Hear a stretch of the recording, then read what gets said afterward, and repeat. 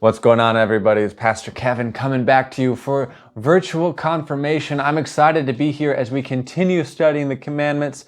I got my sidekick today, if you can still see her down in that corner, Miss Velcro the cat, here to celebrate God and to dive deep into the 10 commandments. Today, we are looking at number 1, 2, 3, 4, 5, number 5. We are halfway through the commandments today.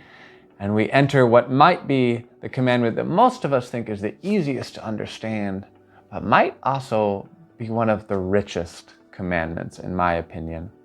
Last week, when we started number 4 and through the rest of the commandments, we've seen the big shift to commandments that are less about our relationship with God and more about our relationship with one another as God's people. Indeed, as God's creation in the diverse beauty of all creation. So let's go ahead and dive in with commandment number 5, which today reads like this: You shall not murder. You shall not murder. Pretty straightforward. Don't kill people. No, I guess we're done here. So don't kill people. See y'all later. No, I'm just kidding. We're not actually done here yet because there's so much more to this commandment than simply not to physically kill people. When we take a look at what death is in the world, you and I know that death isn't just the death that comes when we physically die, when people's lives are over. When Jesus tells us to love our neighbor, He's also highlighting the ways that we bring death to our neighbors' hearts and souls and joy. The way we might unintentionally and intentionally harm those around us. An example of this that I could give to you is my days back when I was in middle school. There was a kid I went to middle school with whose name was Ben. Ben was never the fastest. He was pretty awkward. He wasn't a good student. And he got teased mercilessly. And to tell you the truth, I was part of that teasing. Now that I'm older, I always think back on those interactions with Ben. And yeah, we never physically hurt him.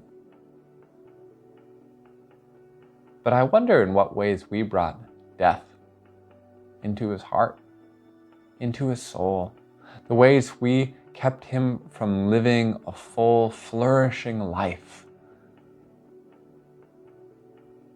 Because death isn't always just about the things that seem huge.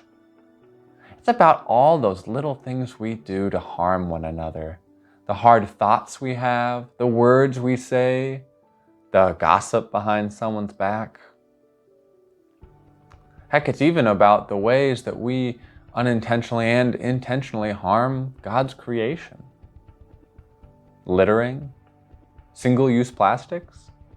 There's so many ways that we intentionally and unintentionally bring death into the world. So commandment number 5, when it says you shall not murder, is also focused on those things.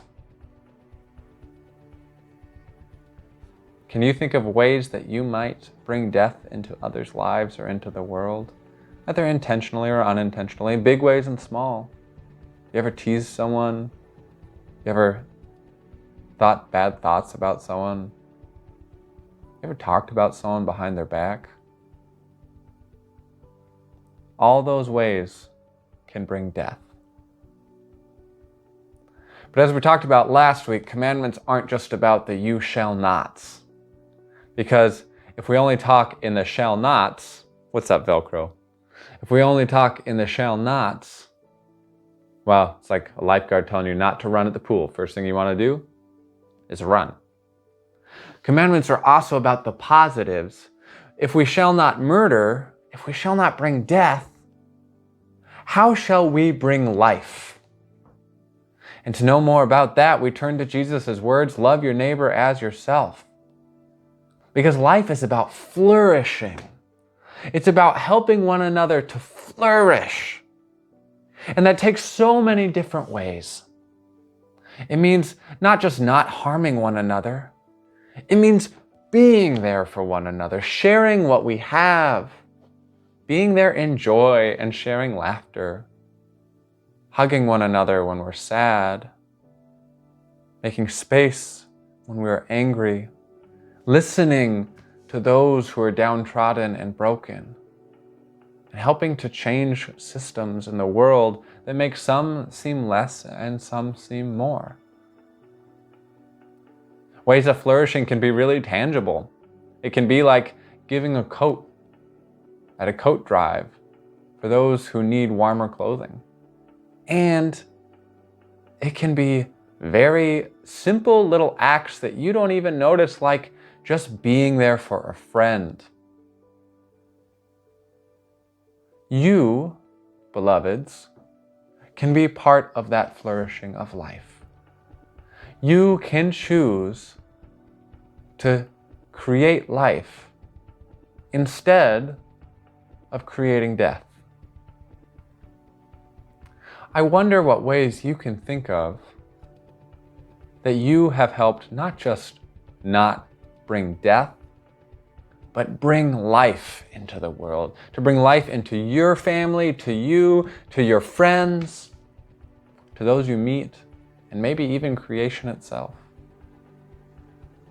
And I wonder if you can think of new ways that you can be part of God's abundant life right now for your neighbor and for yourself.